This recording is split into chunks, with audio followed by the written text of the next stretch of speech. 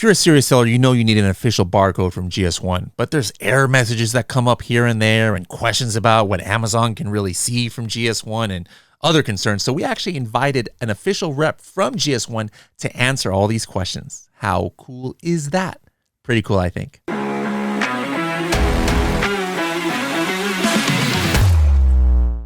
Are you afraid of running out of inventory before your next shipment comes in? Or maybe you're on the other side and you worry about having too much inventory, which could cap you out at the Amazon warehouses or even cost you storage fees. Stay on top of your inventory by using our robust inventory management tool. You can take advantage of our advanced forecasting algorithms, manage your 3PL inventory, create POs for your suppliers, create replenishment shipments, and more, all from inside Inventory Management by Helium 10. For more information, go to h10.me/inventory management. And don't forget, you can sign up for a free Helium 10 account from there, or you can get 10% off for life by using our special podcast code SSP10. Hello, everybody, and welcome to another episode of the Serious Sellers Podcast by Helium 10. I'm your host, Bradley Sutton, and this is the show that's a completely BS-free, unscripted, and unrehearsed organic conversation about serious strategies for serious sellers of any level in the e-commerce world. And back for the second time, we've got somebody who indirectly helps millions of sellers out there potentially. Michelle from GS1, how's it going? It's going great. Thank you for having me today, Bradley. Awesome. Now, we're not going to go too much into your backstory this time. If you guys are interested, make sure to check out episode 357. All right, so episode 357 was the first time that she was on the podcast, and we talked about, the history of GS1, and we talked a lot about some basics, like what's the difference between GTIN and EAN and a whole bunch of cool stuff. But I wanted to first of all, what have you been up to? Like, how's the last couple of years been since you've been on the show? Well, always busy. I think there's always plenty of work to do. And I've changed roles. I'm now in our innovation team. But I still help support a lot of the Amazon community. But I'm also looking. All right, hold on. I got to ask. Yeah. Barcodes are barcodes. How do you innovate? That sounds like a really tough job to have. Like, all right, barcodes are completely set. Now we need you to innovate something cool. No, you could always innovate. I think that, we could take that discussion too, but like where industry is going with barcodes, you've seen the linear barcode on your products. They've been around for 50 years and they've been working great. But you start to see 2D barcodes, QR codes on things. Why not make that the barcode that goes beep at the checkout stand? So we've been working on that too. Okay. So, yeah. All right. Yeah. And now that you mentioned that, I saw something interesting the other day. It was like these crazy, I've seen, QR codes that have some like logos, embedded in it, but now it's like, looks like art, but it's really it's really a QR code. I'm like, how is that even possible? But okay, yeah, there is innovation in barcodes, I guess. There probably wasn't for a few decades, but now we're getting back there. Right before the call, you had mentioned Walmart, and so I just want to, let's just start off there. One thing that's interesting, about, when we're talking about barcodes, I know just from my limited experience, obviously on Amazon, I have tons of experience. I usually actually put an FN SKU. Obviously, everything needs a GS1 barcode, for the back end, but I put the Amazon FN SKU sticker, over it when I send it to Amazon. But when it comes to Walmart, it's actually the opposite. Now I have to actually cover up. If I had printed my Amazon FN SKU, I actually have to cover it up with the original UPC. Now, what is your experience like? Do you see a lot more sellers, selling on Walmart? And does Walmart have the same kind of very strict rules like Amazon does about the GS1? So good questions. I think, and this is something we always talk about when we are talking to the seller community, especially new companies that are just starting out.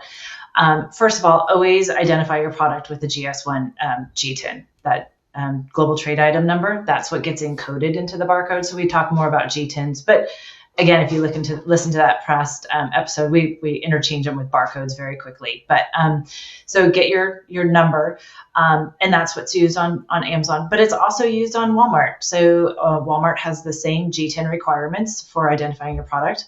But their barcode requirements are the traditional GS1 barcodes. So having that UPC barcode, or if you did assign an EAN, that EAN barcode to your product. So they want that one to go, beep at the checkout. Amazon doesn't really have, in most cases, a traditional checkout. Mm-hmm. Everything's done on the marketplace. And so they use that FN SKU for their just fulfillment process in their warehouse. Yeah. Okay. But for most part, we always say, again, sellers usually start on Amazon and don't think about it, and they'll just do the FN SKU. And then they won't think about, well, if I am expanding into other channels, I now need this other barcode. So it is a challenge. We're hoping that Amazon will use more GS1 barcodes in their fulfillment center, because it does cause that dichotomy among how you barcode your products, whether it's for Amazon or for most other traditional retailers that use the GS1 system. Personally, I have never applied for a GTIN, exemption, to get, I just don't understand the point. Like, even if I'm not selling on other marketplaces, it's like, to me, it's just a no-brainer. Would you agree with that? I mean, people might say you're biased here, but why do you, is it just laziness that some people don't want to get a barcode, or just being cheap, or what? It could be. So there are a couple of reasons why a GTIN exemption or seller seeks GTIN exemptions. One is if you do have a generic product, or you label your product generic. Right now, currently, Amazon does not allow you to have a generic product with a GTIN. However, that's changing soon. So we do know that there, because in the standards, you can actually have a GTIN associated to a generic product. So they're working to change that. So we're really excited that they're understanding the use of our standards. So that's one category that we've seen the GTIN exemptions, generics. Other ones, it could be laziness. Yeah, it could be. We've also seen it in high SKU intensity, like in the apparel sector, where they have, runs of 100,000 different types of T-shirts that could be all customized. That's a lot of GTINs to assign, and maybe not every one of them will be purchased. And so, why spend that money on it? So that we've seen that case too, trying to come up with some solutions for those categories. But ideally, of course, I'm biased. I would always say assign a GTIN to your product. I'm not biased, and that's what I would say, myself too. All right, now, real quick, for those watching on YouTube, I want to say Michelle figured out what my hat was. Somebody else mentioned it was a burrito, but I guess your daughter likes Filipino food. She loves it. And yes, is into lumpia. Here, okay, loves it. For those, at least some people think this might be a drug related hat. I'm like, no, this is a Filipino egg roll, guys. It's a lumpia. Anyways, we digress. Back to the important topic here. I actually, there are some questions from some of our users, when they found out that I was going to, go ahead and have you back on the show, and Jay, who's actually been on this podcast before, he was wondering about what's the latest as far as like catalog corrections made when, like, let's say the ASIN is showing the incorrect brand, but the UPC is assigned to your brand, or no, aligned to your brand. So I'm not sure if I understand that question, but looks like maybe there's a product that has the wrong brand but it has the right UPC. Like, is GS1 going to provide any help? Like, can Amazon see that?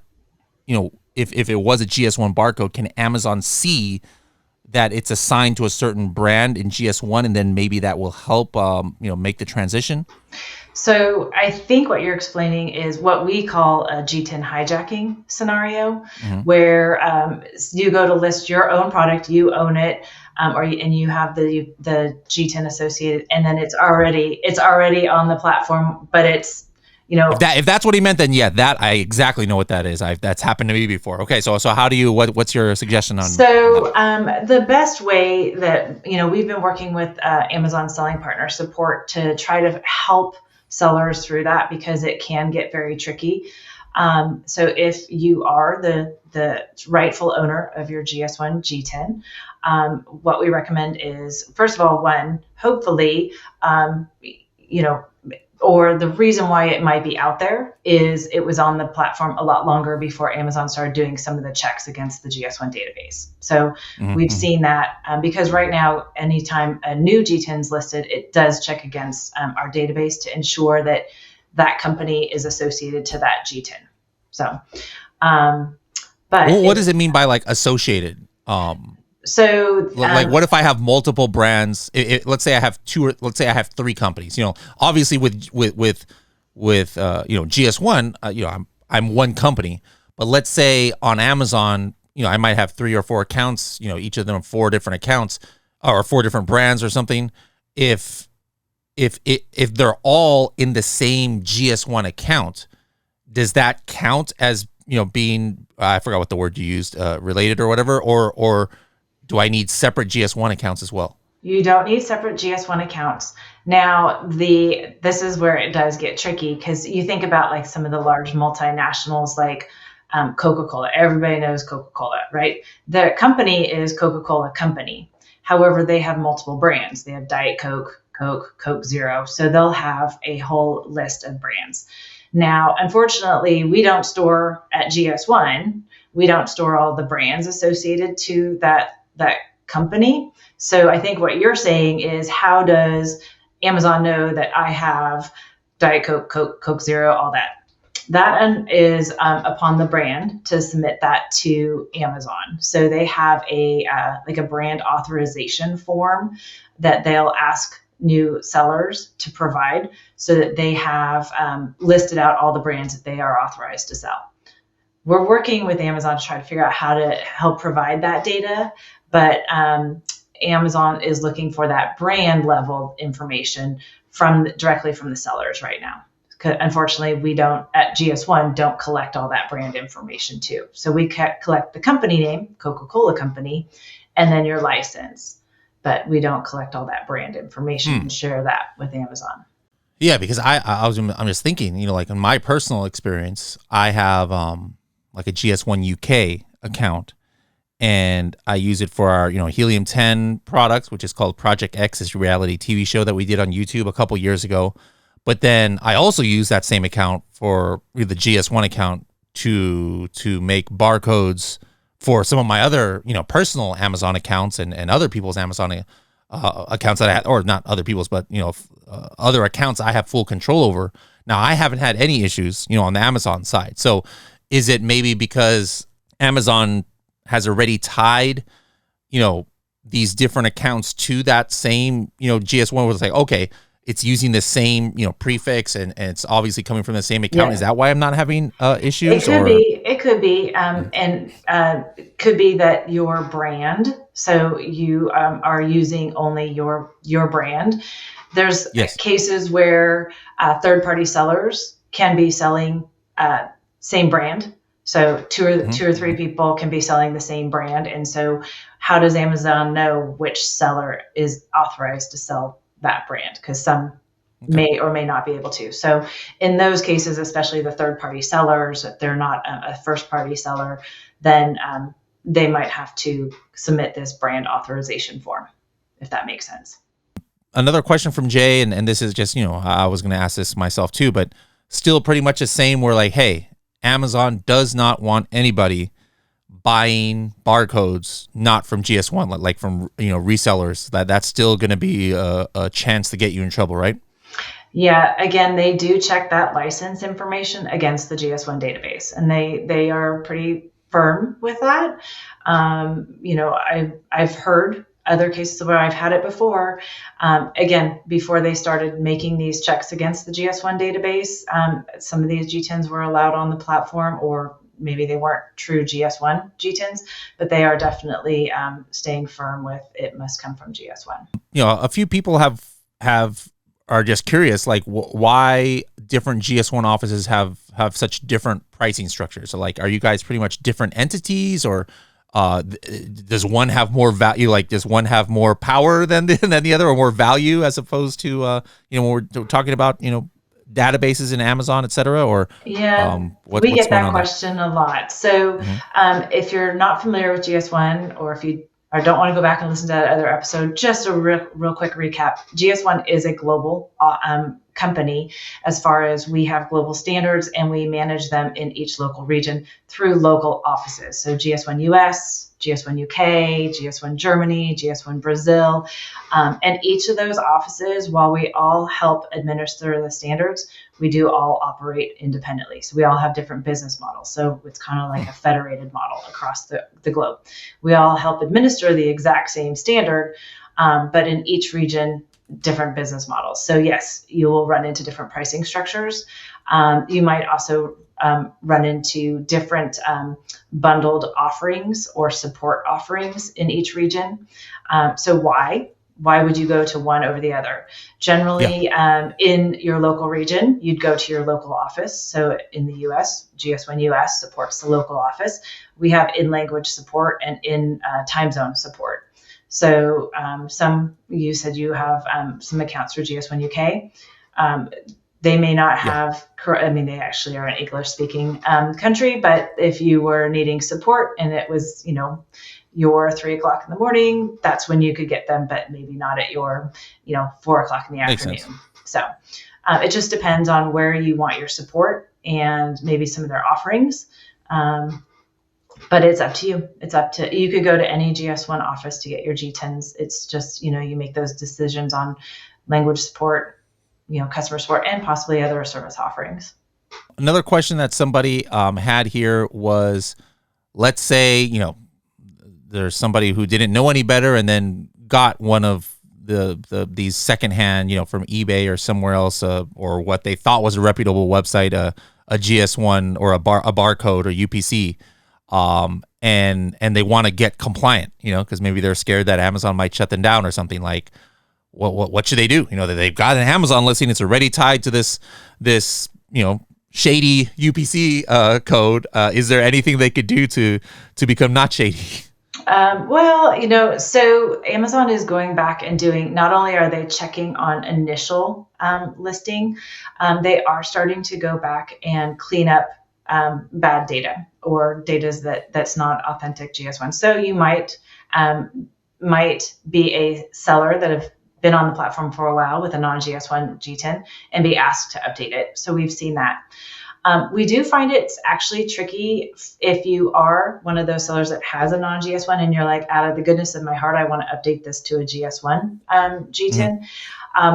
I'll be honest, I don't think Amazon has a very good standard operating procedure for that to help sellers do that, because when you do switch it over, it doesn't carry some of your customer reviews, all of the stats that you want it to very easy. I know that they're working on a process to make that easier for sellers to do that changeover, but from my understanding, it's still pretty tricky to do that in the middle of a listing that's already active.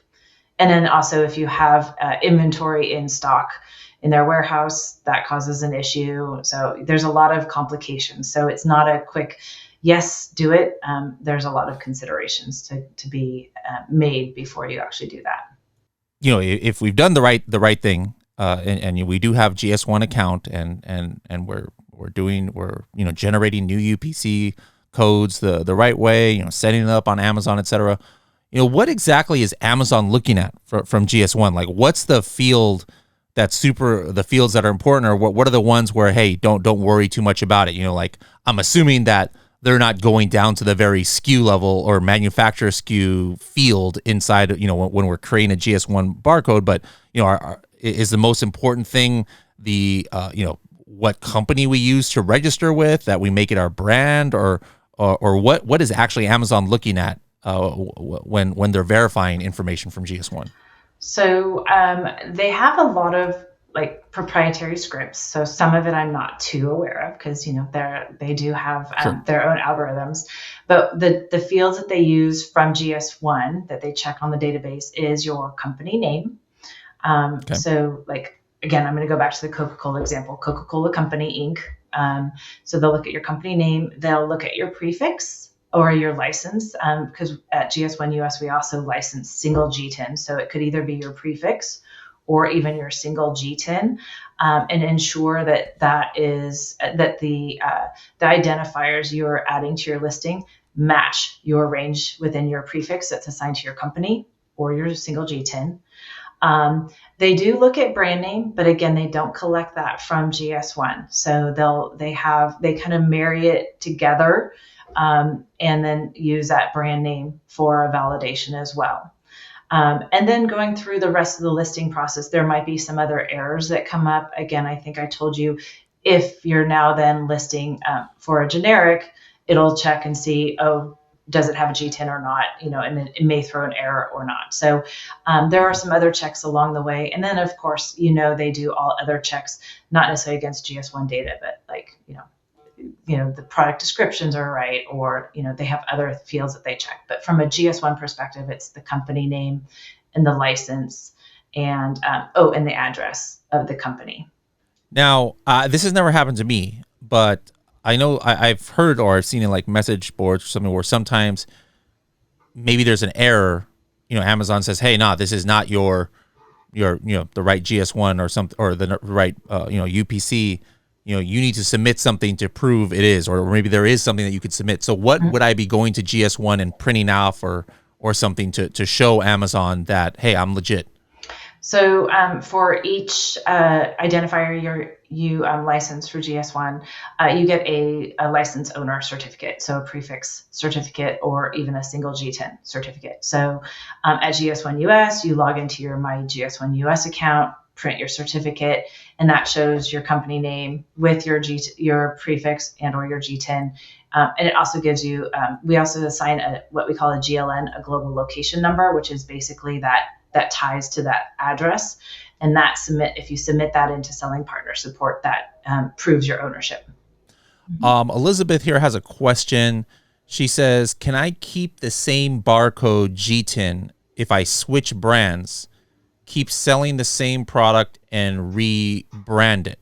Somebody had told me that I have to create a new login entirely with a new brand and get a new barcode. So it sounds like maybe she's been selling, let's just say she's selling this water bottle under, what is this, Takea brand, right? Mm-hmm. And she's still going to sell this water bottle, but now she wants to, to change it to Select Bottles and Select Bottles brand or something like that.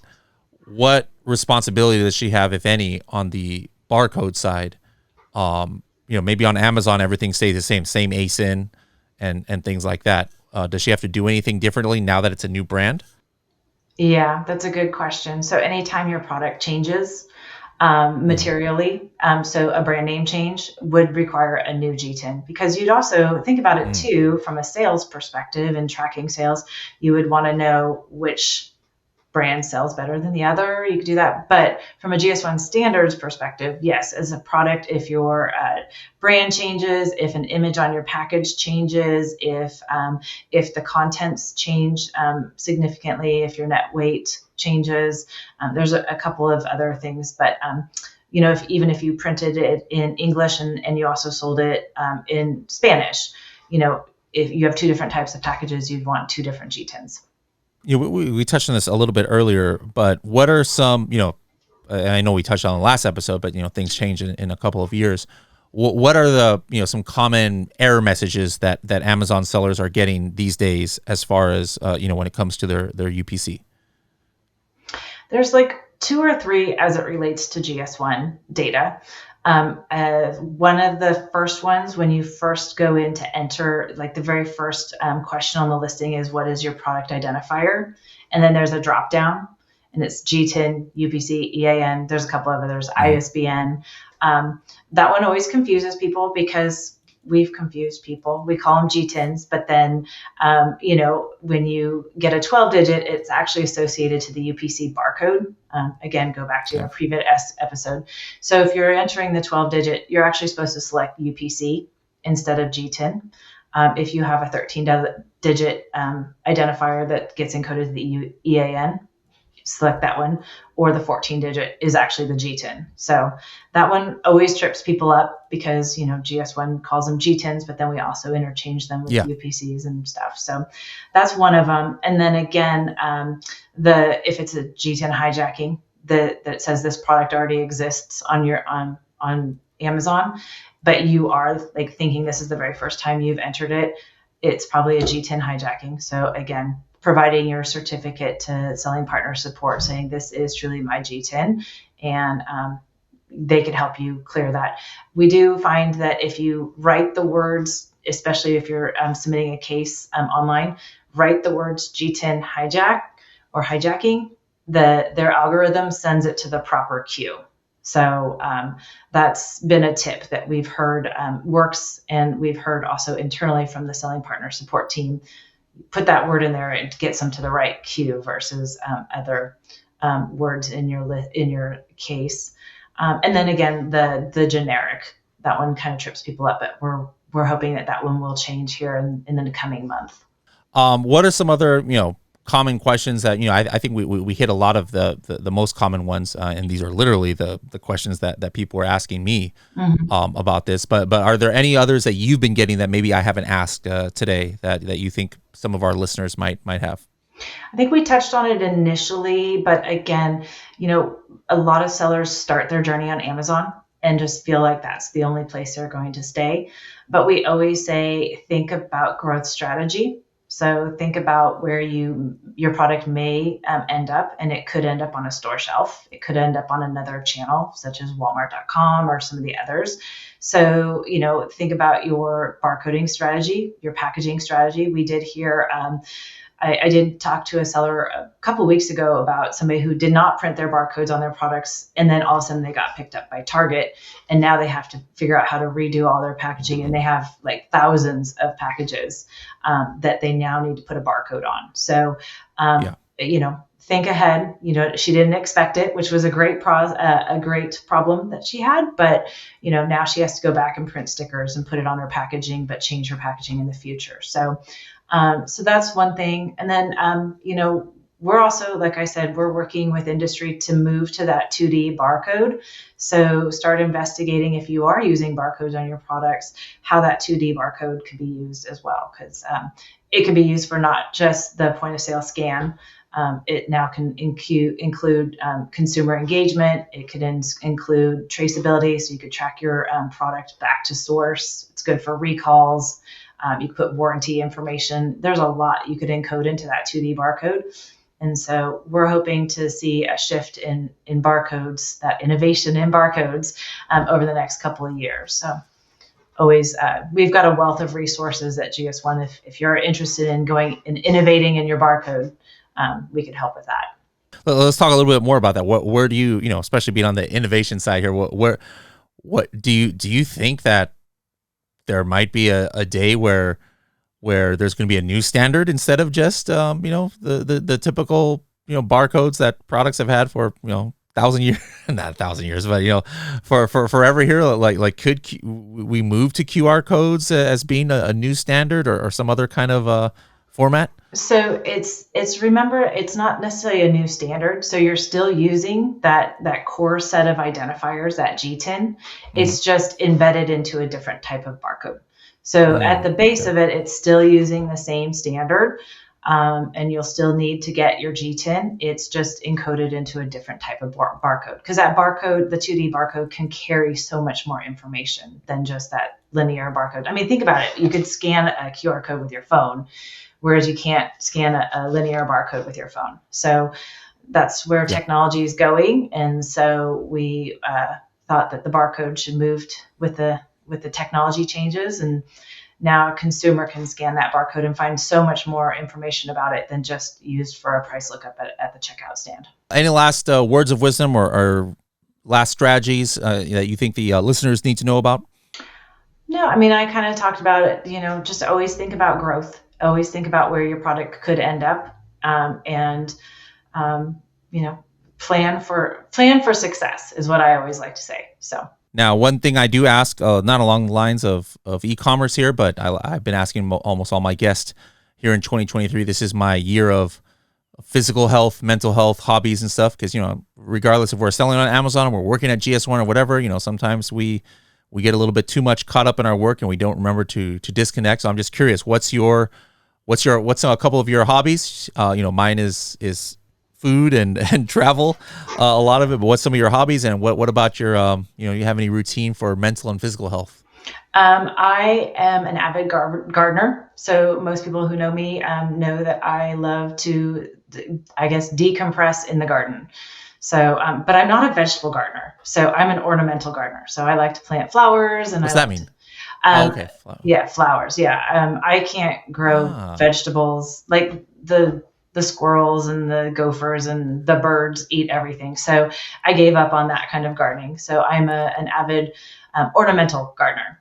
So that's where I any decompress and unique have fun. unique ones in your garden? I'm starting to get into herbs because you could also use them for cooking. So kind of on the edge of Okay. vegetables, but not. But they're also really they're just different. So yeah. But All right. I Well, if the have zombie rose. apocalypse happens, might not be able to have a lot of food there, but you'll have a nicely decorated Exactly. place, I guess. It'll Okay. be All right. We might need to relaxing. switch you. All right. Cool. Cool. All right. Well, there you go. I like it. No two people have the same hobbies, but the important thing, guys, if you're listening, every single guest does have something that they're doing. It's important. Because there was a time where I probably couldn't say that I did, and you could literally work yourself to death if you don't have your own It's escape. So true. it's important that everybody picks their own thing. All right. Well, Michelle, thank you so much for joining us again. And if people want to, maybe they're like, hey, I didn't get my question in, or I'm still curious about this. People want to, reach out to GS1 to ask some questions. How can they find you guys on the interwebs out there? Sure. So we've got, first of all, our website is gs1us.org. Which has a lot of information out there. We also have a very robust YouTube channel, the GS1 US YouTube channel, which has a lot of great videos. We also do a couple of spotlights on small businesses and how they got started out with GS1 and some of the challenges they may have been facing. So those are some great some great resources. We also do a podcast if you're interested in just all things supply chain. We've got the supply chain podcast, which I'm sure we could provide all the links for you. So those are some great resources. All right. Well, I look forward to seeing you when I see you, and then if not, next year we'll definitely try and bring you back on the podcast and see what kind of cool things you've innovated there at GS1.